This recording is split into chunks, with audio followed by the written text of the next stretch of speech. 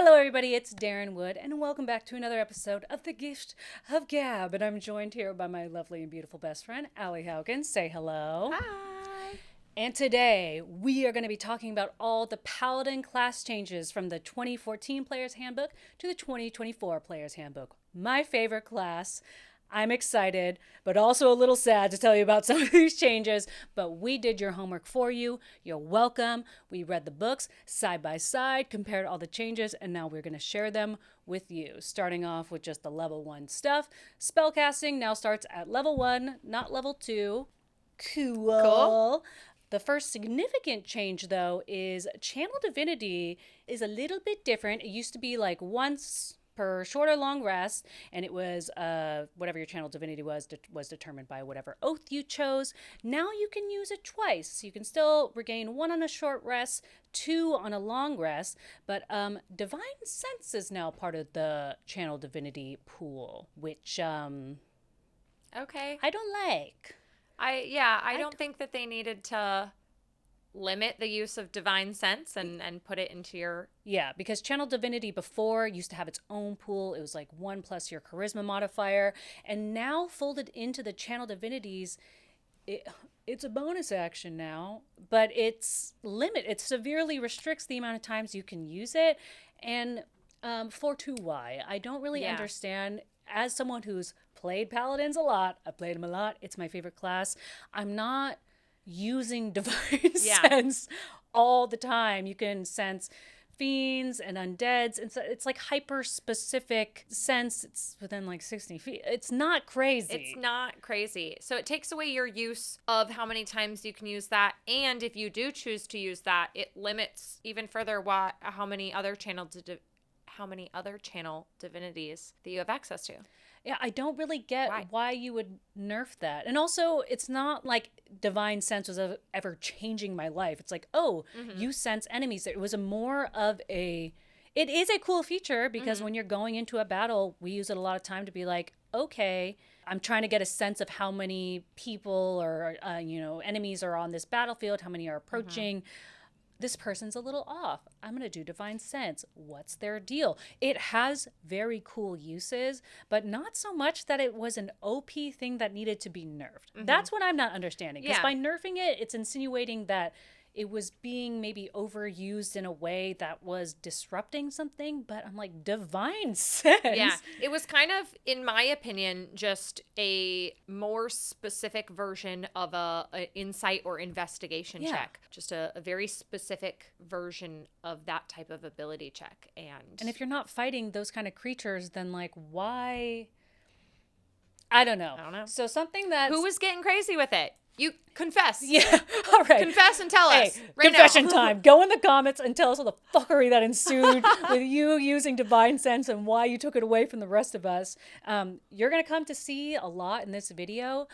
There's a lot of nerfing that happens to the Paladin class. Poor Paladins. Makes me kind of sad, which makes me feel like you're the kid who, put something in the cupcakes and now no one can bring cupcakes to school anymore. And it's one of those things, but... yeah, we'll continue on with all that stuff. Getting into the next thing. Paladin nerfing. So, the Paladins thing. Paladins, they smite stuff. Paladins, they be smiting. And now, divine smites, they not only take a spell slot, but they take your bonus action. And you get 1 free use of it, but other than that, it's limiting your action economy, and you're not able to do it multiple times on a single turn. This is the most annoying change to me. I cannot get behind this. And I've had other people, because this bothers me so much, because I play Paladin so much, I've had other people explain to me this was something that was used a lot in a really annoying way as a way to min-max your character, OP, you're smiting on smiting on smiting, because it was essentially a free action. It cost a spell slot, yes, but you could do it anytime you attack, so you could... it's some way multi-class, so you were having 4 attacks, and then on all 4 of those attacks, you were smiting, and so people were going nuts with it. But in the 2024 Player's Handbook, we're seeing a lot of improvements made in order to beef up the thing that makes a class its class. So With Barbarian, there's a lot of improvements to Rage. With the Cleric, there's a lot of improvements to their Channel Divinity stuff or their healing stuff. With Bard, there's a lot of cool stuff with their Bardic Inspiration. Everything is made to enhance what signifies and differentiates that class from another class. Obviously, for Paladin, it's the ability to smite. So instead of making it cooler, it severely, severely nerfs it. So It takes your bonus action, so it limits the amount of times on your turn. So you can't, if you have 2 attacks, you can't smite on both of those. Yeah. And it takes more of your action economy when you want to use both a spell slot and your bonus action in order to do that thing that makes you a paladin, that gives you that extra oomph. Yeah. This one is a hard one for me, guys. This is one that again, we've talked about in other videos too, where we can only say things from personal experiences for the most part. And I understand that this is something that has been weaponized, I guess, literally with a weapon attack. Ha ha ha. Although, one chain, side tangent, smites can now happen on unarmed attacks now. Okay. Which, who cares? I'm like, okay, whatever.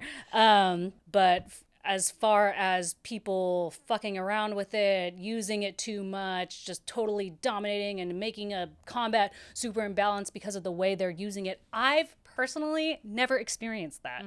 I've never played in a campaign where someone was like ruining everybody's time because they were doing some shenanigans with the Paladin smite mechanics. Because also it's still dictated by roles. Yeah. You know, so if a paladin's just gonna like fuck around and let your big bad find out, I don't know, let them. They're rolling well then. Yeah. They're rolling well enough to do those big dammies. There's other classes that get to do those big dammies. So let them. I don't know. I don't know. I don't really understand this one. I've had other people try to explain it to me why it needs to be changed because of the OP-ness, whatever, and how other people used it. I don't agree. Get in the comments. Please. What were you doing? Yeah. Confess. This is another confession time. request.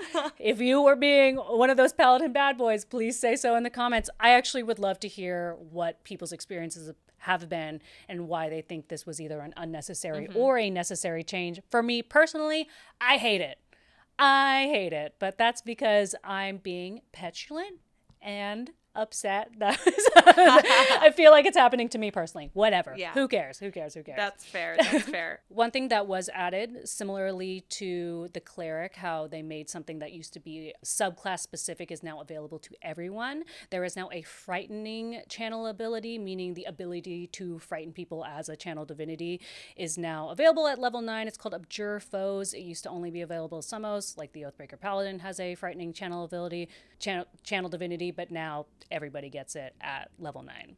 Level 14, kind of a big change. It was Cleansing Touch, and now it is Restoring Touch. So you used to be able to end a spell on yourself or a willing creature a number of times equal to your Charisma modifier. Now you can use 5 Lay on Hands points to cure blind, charm, deaf, frighten, paralyzed, or stunned. So you have the ability to end a condition. That's actually a huge change. So before, and beneficial. That's actually way more useful because ending a spell, like once you get 3rd level spells, you get Dispel Magic, and that dispels magic, basically ends spells. And since it's on ending a spell on yourself or a willing creature, it's also limited to someone who's basically down to get dispelled magic. So being able to cure a condition is actually way more useful. Absolutely. Because like blind, charm, deaf, frightened, paralyzed, stunned. That's actually huge. So that's a big one. Everyone hates being stunned. Yeah. I don't think there's a way. Is this the only way to get out of stunned? It might be. I think so. I don't know if there's another way to get out of stunned other than passing your saving throw. That's one of those conditions that once you're in stun, it's super. If you're the one being stunned, it's super annoying. So being able to have a way out of stunned is really cool. And also things like blind, deafened, like those are all things that can severely affect the battlefield when you're doing it. So having because Lay on Hands as you know, as some people know, if you use 5 points, you can cure being poisoned, and then it doesn't heal the person. It just cures that poisoning thing. So I like an expansion on something that is already built into the Paladin class. This is a good change. This Good is change. something utilizing that Paladins already get and making it way cooler, because being able to cure a condition is actually very, very useful and not something that everybody has access to. So that's very, very cool. Yeah. And that does ring very true to what a paladin's ability should be. Yeah, I agree. I don't know if it's a big enough boon to make up for the nerfing of the smites, but It's still I like cool. it. I like the change. I like the improvement. I'll give him that. Restoring touch is pretty sick. It is pretty sick. I will give them that. And the last generic change to the overall Paladin class is that there are 2 additional smites. So there is Banishing Smite, which is force damage, and if it reduces the target to 50 HP, it then banishes them. That is very cool. And then there's Staggering Smite, which is psychic damage. They're cool. I like those new They're cool. smites. I like having all the other flavor smites, Thunderous, Wrathful, Blinding, are just different flavors of different kind of damage. So if you're trying to be more strategic, or some enemy requires specific kind of damage, this just expands that capability to be able to do more with the smites that you have, which that's I guess a consolation for the nerfing. I just keep coming back to that the entire video. I'm just so bitter. And those new ones do require concentration. Like some smites don't, and those ones do, but it totally makes sense. Yeah. I mean, if you're banishing someone, you takes gotta maintain concentration. Now, moving on to the subclass changes. There's not a ton of changes, but we'll go over all the changes in each subclass. For the Oath of Devotion subclass, level 15 used to be Purity of Spirit, which meant you were always under the protection of the Good and Evil spell.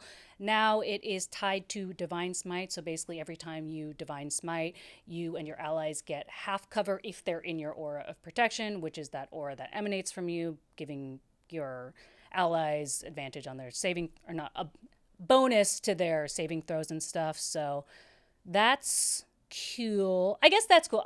That's one of those changes that the 2024 Player's Handbook makes a lot, which is taking things away from being hyper specific and making them more generic, because good and the protection from good and evil is protecting you from like very specific creatures and stuff. Yeah. And now this is just like anytime you smite, Expanding that protection. yeah, you get a little, which, all right, I guess is what paladins do. Yeah. They kind of protect and have their aura, so, Yeah. you know. That's good. The only other change is to the level 20 Holy Nimbus feature. It's a bonus action instead of an action now. It used to be 1 minute, now it's 10 minutes, so overall it's like a little bit beefier. You also used to shine a bright light for 30 feet, and then it was dim for 30 more, so 60-ish feet. That doesn't seem like it's a part of the feature now. Now it's just basically your aura of protection. So it's saying it imbues your aura of protection with all of the features that it basically had, which is just advantage against fiends or undead, or dealing some extra radiant damage. So the same function, but the parameters around it are a little bit tweaked. Next one, Oath of Glory. They kept the same for the most part. The only little difference is at level 7, the Aura of Alacrity that increases your speed 10 feet. They used to up it to 20 feet at level 18, and now they don't. Why? You don't get that anymore. The thing that we're taking away from a lot of the Paladin changes is like, Taking away things. what did they do? Like, it's just a lot of taking away. Whoever wrote the new book doesn't like paladins. Yeah, something happened, and I want to know who did it. But Yeah. it's a lot of penalizing the Paladin, where a lot of other classes got improved. The Paladin kind of... I never thought paladins. I mean, I know that's one of your favorite classes to play, and I think they're cool. I think they do cool stuff. I never thought that paladins were like that outrageously OP. I never was like, oh my god, paladins are crazy. Yeah. They've always been good, a good stable character to play. Not anymore. I'm just kidding. There were some cool changes, but for the most part, a lot of these changes are just... Anyway, moving on to the Oath of Vengeance. A couple of changes to this one. So, Vow of Enmity. So, this no longer costs a bonus action. It is now extended from 10 feet to 30 feet, but it does specify that you can only do it to one person at a time. And when they hit 0 hit points, you can now transfer that to somebody else. Kind of like Hex. Yeah. Yeah, Cool. for sure. That makes it a lot more mobile, I think. Yeah. Yeah, I think that's good. I like that change. It's not all bad. It's not all bad. And they removed Abjure Enemy because, I mean, now all paladins get that at level 9. Yeah, so that was one of the classes where we talked about Oathbreaker Paladin got a Frightening Channel Divinity. Oath of Vengeance got one, so now it's just kind of baked into the class itself. And then level 7, the Relentless Avenger. It's basically the same. This is the one where if you hit a target with an opportunity attack, you could move up to half your speed, but it now reduces the target speed to 0, which is pretty cool. But it says till the end of the current turn, and is that your turn or the turn of combat? Yeah, that I read that also, and I don't know. Someone in the comments tell us, because we're like the entire turn of combat. Because it doesn't say your turn. It says the turn. Let us know. Because it also doesn't say the enemy's turn. So if it's their turn and it was a reaction, so as your reaction, you stabby stab, they can't go anywhere, you take off half your movement. Is the turn their turn? Level 20, Avenging Angel, is a bonus action, and like many of the changes, you now have the ability to regain the use of it by expending a spell slot. Oh yeah, we forgot to mention this for the Holy Nimbus for the previous one. You can also use a 5th level spell slot to regain use of it, so just gives you... Yeah, common theme. Yeah, and every single class does this. I think for level 20... hear me out. You made it to level 20. Level 20. This is like you're fighting gods level. Yeah. Level 20. Kind of lame. Yeah, we were like... Not a big boon. We were good. A nice thing about making these videos was we were going over and we were reading the details of every single class. And when we got to the level 20 Avenging Angel, we're like, oh, you just get to fly and the ability to like frighten people. We're like... Cool. Especially in the old handbook, when a lot of other races and stuff that you chose could give you the ability to fly. We're like, fly and frightening. Yeah. That's your big level 20. And in this book as well, there's other classes or subclasses that introduce a flying ability way earlier level. So now paladins... You suck. I don't know. That was just a side note. We're just like, hey, side note, as we were reading Oath of Vengeance, we're like, oh, level 20 is pretty lame. Pretty lame. All right. Not that cool. Although, side note, level 20, we're talking about stupid level 20 features for the Avenging Angel, whatever, for Oath of Vengeance. The level 20 Elder Champion from Oath of Ancients was sick. I'm just going to read it. So at level 20, you take on any appearance you choose, yada, yada, yada. Using your action, you undergo a transformation. For 1 minute, you gain the following benefits. At the start of each of your turns, you regain 10 hit points. Whenever you cast a Paladin spell that has a casting time of 1 action, you can instead cast it as a bonus action. Enemy creatures within 10 feet of you have disadvantage on saving throws against your Paladin spells and channel divinity options. That's great. That's a level 20 feature, okay? Oath, Avenging Angel, take notes, not just flying. Not just flying. That's a level 20 feature. That's a level 20 that feature. Rules. But yeah, that is all of the changes to the Paladin from 2014 to 2024. It was okay and a little sad, in my opinion. But sorry, Paladins. Here we are. Let us know what you think. Obviously, as you can tell by my entire attitude in this video, I'm a little torn and a little disappointed. So I would love to hear what you think, to be honest. But I hope you like this video. If you do like this video, we're making one for every single class. So check those out. All right. Bye, guys. See you next time. Confess your sins down below.